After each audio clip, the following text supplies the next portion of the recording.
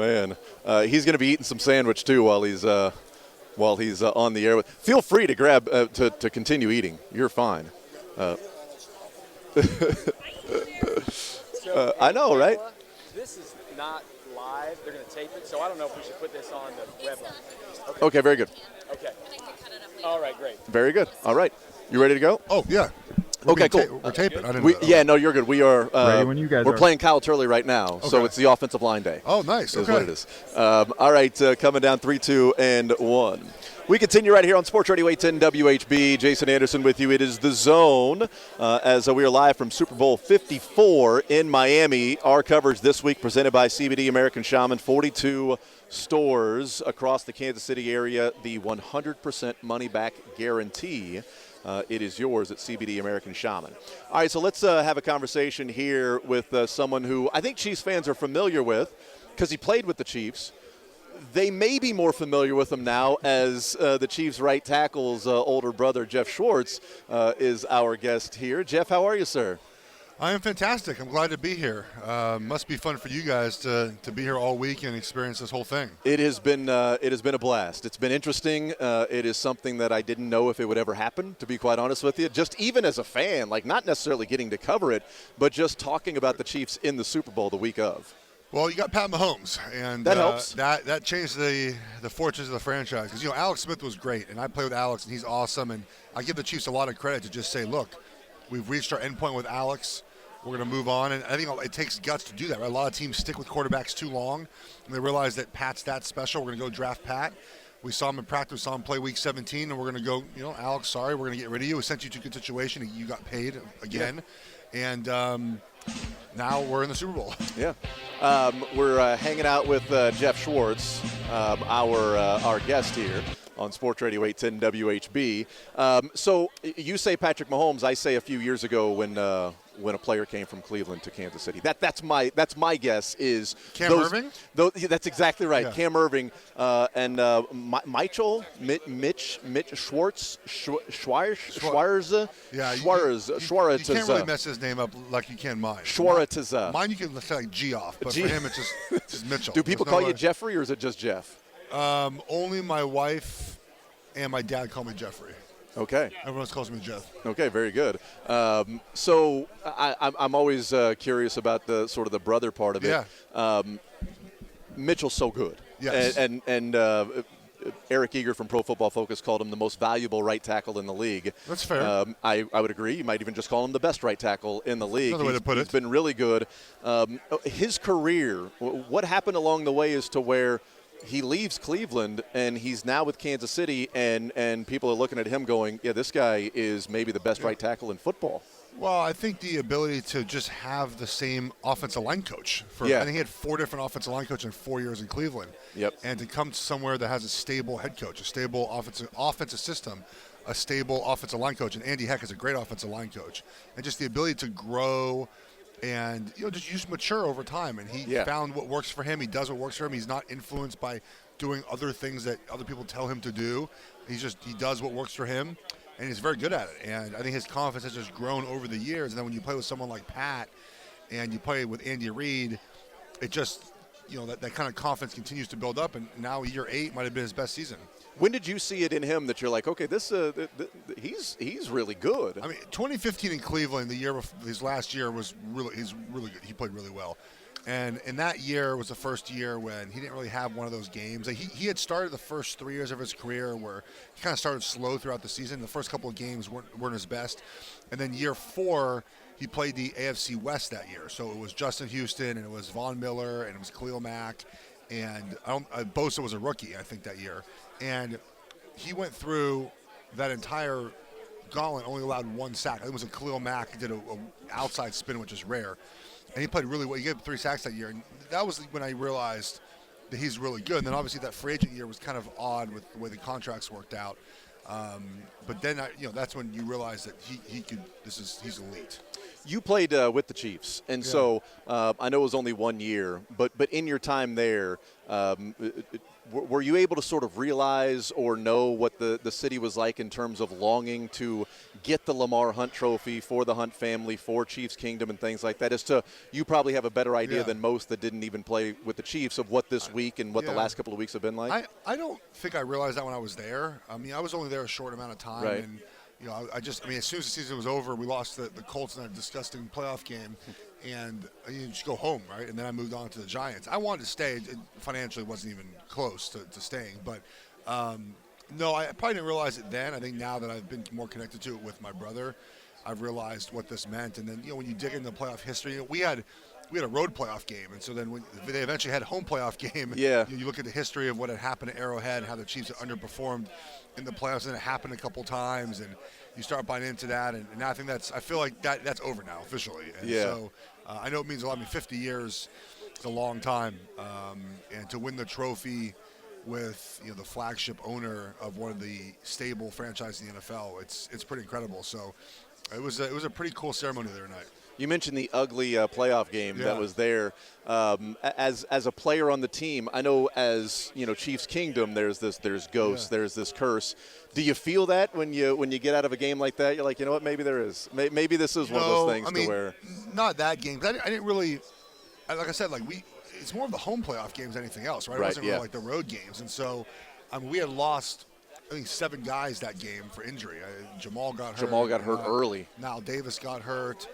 And then, Donnie Avery and Dwayne Bowe and Brandon Flowers and Justin Houston, all those guys got hurt. So it was I didn't think about any sort of curse. I just thought we blew the game. We were 38-10 and just, the fumble, the luck ran in and things like that, right? So I didn't think it was any sort of curse. I just thought that we blew the game. And then I think when the last couple of years, you see the way the playoffs have gone. I mean, definitely last year, right? I mean, D Ford's offsides by 6 inches, and you're like, the Chiefs are cursed. Obviously, now it's been remedied. Yeah, Geoff Schwartz is our guest. Could you see it then? Andy Reid's first year, you were here. They makes the playoffs, and that sort of loss. Could you see it that the franchise was heading in the direction that was at least possible there was going to be a window to win one? Yeah, I think there was. I don't know. I never knew if Alex was the guy. Now, in the moment, I mean, in 2013, I thought, yeah, sure, Alex. Yeah. And Alex played really well. Now we were going to get smoked by the Patriots, and we had won that game, I think, anyways. Everyone was hurt and whatnot. But it's easier to look back on it and think like, okay, I just don't know if Alex is good enough to win a title. I think that in maybe a great year, he can do it. But Pat is that guy. Pat's the guy that got him to this point. So looking back on it, I think that we thought I had a chance to win, but probably realistically, we probably didn't without. And that's why I got rid of Alex Smith. I love Alex. He mentored Colin Kaepernick. He mentored Pat Mahomes. Everything I've heard about the mentorship of Pat Mahomes was the most professional thing. I mean, they drafted a guy to replace him. They draft linemen all the time. It's not like they specifically draft someone to replace me. Specifically drafted to replace him, and he handled it with grace, and he deserves a lot of credit for what's happening right now. Did your brother ever feel like, hey, Geoff, this guy's different? This Patrick Mahomes guy is different. Yeah. I see it in practice. It's not the same. Well, the first year, we were getting those reports he was playing well in practice, right, during the season. Yeah. And I texted Mitch. He's like, yeah, but who cares? It's the scout team. Like, I don't really – whatever. Like, who cares? There plenty of guys look great in practice. And then I think the Week 17 game in Denver was obviously eye-opening, but I don't think anyone thought that would happen. I don't think anyone thought that Powell played that well in that game. Obviously, it led to Alex leaving. But I don't think this was – I don't know anyone ever envisioned it to be this good. Yeah. I mean, right? I mean, you knew it would be good, but to win the MVP in your second year – and look – if not for injuries this year, he would have been in the conversation again. I agree. I mean, obviously with Lamar Jackson and kind of the offense taking off in Baltimore, but Pat's a better quarterback. I mean, he just was hurt and he's beat up for 8 weeks, right? I mean, he didn't play his best, and even when he doesn't play his best, he's still pretty dang good. So he's just a special guy. This is what this game comes down to, because if you look at the 49ers, they're a really good team. I would argue that they're a more complete team. They're better on defense for sure. I mean, I think that at all 3 levels are better than the Chiefs. The Chiefs' defense has improved, don't get me wrong, but they're better. The Niners are better. They're better at running back, better at fullback, better at tight end. That does no slight at all to Travis Kelce, trust me. He's a Hall of Famer, but Kittle does more, right, at his age, right? He's young. It's something that people have asked me this, Travis Kelce, George. I go, do you guys remember that Kelce was an amazing blocker like when he was younger, because you can't do that your entire life. Especially now they have Blake Bell do a lot of the blocking, right? Yeah. Like you can't. I mean, do we realize like Travis would run downfield and just pancake dudes all the time? Yeah. Like we saw it happen all the time, and people I think forget that like Well, Travis was George Kittle before George Kittle was George Kittle. And I think people sort of dismiss Kelsey's blocking because it's not George Kittle now, he's just a wide receiver. He doesn't really do the things a tight end does. He does less and less of that than he did in the past. And my whole argument is like, guys, look at him 3 years ago. But this is year 8 for him, right? 7 or 8. Because he didn't even play the first year. And I think that when you get to that point, they kind of take some of those duties away from you. Plus, they don't run the ball as much as they used to either. Right. So but dude, he has 4 straight 1,000-yard seasons, and I say this all the time. Like he's the engine of the offense. I mean, obviously Mahomes is, but I mean he's more important than Tyreek Hill is. Really? I think so. Yeah, for this offense, the matchups they can get with that 1-by-3 formation is incredible. Because a lot of people look at Tyreek Hill and what he does for the double teams, and the defense has to know where he's at in shading. And then you throw Kelsey. Certainly, the two of them are really, really good to put defenses in some pretzels and things like that. Kelsey had a 1,000-yard season before him too, so it's true. That's pretty exceptional. That is true as Yes. well. Geoff Schwartz is our guest. So this offensive line, I think, has been viewed as, well, they're much better as a pass-blocking offensive line. They're not really as good as a run-blocking offensive line. Do you see that? Is there a difference of an offensive line that's just going to be, it's what they do is run block. It's what they do is just pass block. Pass blocking is tougher. I mean, that's almost more of an attaboy to their offensive line. I mean, that's hard. Pass blocking sucks. It's something to do. It sucks. You don't want to pass block all the time, and so it's a credit to them to be able to pass block the way they have, and they played really well in the playoffs. Adding Wiz at left guard has been helpful for them. He has. But this is a different beast. This is by far the best defensive line they've played all season. I can't even think of one that. I mean, maybe the Chargers with both edge rushers, but you don't have the inside rush the Niners have. It's a good unit, and do you think the offensive line for the Chiefs or the defensive line for the 49ers is going to be able to get to Mahomes with just the 4 and drop 7? That's what they're going to try to do, and I think that you're going to have to win very quickly, because if you wait too long, it's going to be issues. So, but then also you have to make sure that you don't allow Pat to escape the pocket. So you kind of have to do 2 things at once: rush the passer. The most backbreaking plays that Pat makes are out of the pockets. Yeah. Like, and I said this yesterday. I think it's a good, even from the offense. So let's say from the Niners' offensive side, right? It's how demoralizing it can be. We know how great it is when he demoralizes the defense. But it's 3rd and 11, okay? And as an offensive player, we get up off the bench, put our helmet on. We're talking, we're kind of thinking about, okay, it's gonna be 4th down, the punt's here. We're gonna run these couple of plays probably. What did I do last time? What am I looking at? Who's on the field? Okay, he's sitting down, he's not. And I'm already thinking, okay, we're gonna stop him, right? We're gonna stop him. And then Pat gets out of the pocket, throws first down for 25 yards, and you're just like, and you have to walk back to the sidelines, sit down, take your helmet off, and wait, it's just, even from the other side, you think it's demoralizing the defense, it demoralizes the whole team. And that's what the Niners have got to stop, is they have to make sure that Pat doesn't make those plays outside the pockets. What do you think happens on Sunday? Oh, man. Obviously, I'm picking the Chiefs to win, but it's going to be how much is that heart because of Mitch, and how much is that head because of breakdown and analysis? I mean, look, I think if you look at the Niners are the more complete team in the history of the Super Bowl, has shown that the better defense, especially when they're elite, wins a lot of these games. Even recent memory. I mean, look, you look at Cam Newton won the MVP, didn't play well. Matt Ryan won the MVP, he played okay. Even Tom Brady was great in 17. Nick Foles won, and that defense won. But the X factor is Pat, right? Is Pat is that good of a player to where I'm not sure any of this matters. Yeah. I think that Pat's that good where trends don't matter. You throw the trends out. But the Niners are good. I mean, the Chiefs defense have to play well. It's going to be tough. Andy Reid's offense, I think, is kind of the same every week. I mean, general idea. Obviously, they take advantage of mismatches and whatnot.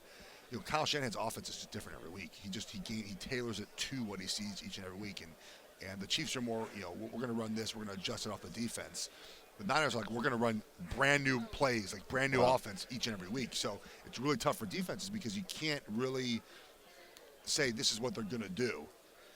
And you have to just follow your rules. And they can break your rules by moving guys around and making things tough. So it's going to be a tough game. I think if the Chiefs win, it's high scoring in my opinion. How much more complicated is than the 49ers rushing attack than the Titans that they just faced last week that they were pretty good at? The Titans aren't a complicated rushing attack. You kind of know what they're doing, and they just run it right at you, and they run a lot to the left because that's their better guys. The Niners will run everything. They'll run zones and traps and whams, and they'll pull a guard. They'll run a toss. They're everywhere, and they motion the tight end to get better leverage. Their run game is great because they set up linemen for success with the way that they put guys to block where they're going. So I mean, no one's really stopped them. I don't really know. I mean, I don't know who's going to do it now. I mean, I just it'd be tough, I think. Yeah, I'm fascinated by this game. It should be a lot of fun. Hopefully, at the end, the Chiefs are on top, and Mitchell Schwartz is. I hope so too, man. It's it'd be a great moment. Have you talked to him last week? This week? We had dinner last night. Where's his mind at right now? I mean, I don't. Do you guys not talk about football when you sit down? No, we talk about football. I mean, I just think that it's Tuesday with the Wednesday. Like it's just you have till Sunday. Like there's no reason to get worked up about it now, right? That's right. Yeah. And so I think that's how everyone's approaching it. If you spend too much time worrying about it now, you'll psych yourself out. I think Monday night, opening night, I was there. It was kind of like a shock. I mean, just the way that it was. It felt like the opening ceremonies for the Olympics. Exactly, yeah. And I think once that night wore off, you just get back to your routine and you worry, just like you would on Saturday night or Sunday morning. That's when they kind of every week comes into focus and you start kind of emotionally thinking about it. We'll see what ends up happening. Geoff Schwartz, the former Kansas City Chief and brother to Mitchell Schwartz, playing in the Super Bowl on Sunday. Geoff, thank you so much for stopping by, man. I really appreciate the time. Yeah, glad to be here. And we'll see what happens on this Sunday. Will you be in Kansas City if there's a parade? No. Okay, very good. Just checking. I didn't know if maybe you needed a place to stay. We've got a guest bedroom. It's probably going to be very cold. So I'll stay home. That's right. Sirius XM's Geoff Schwartz as well. Geoff, thank you so much, sir. Appreciate it.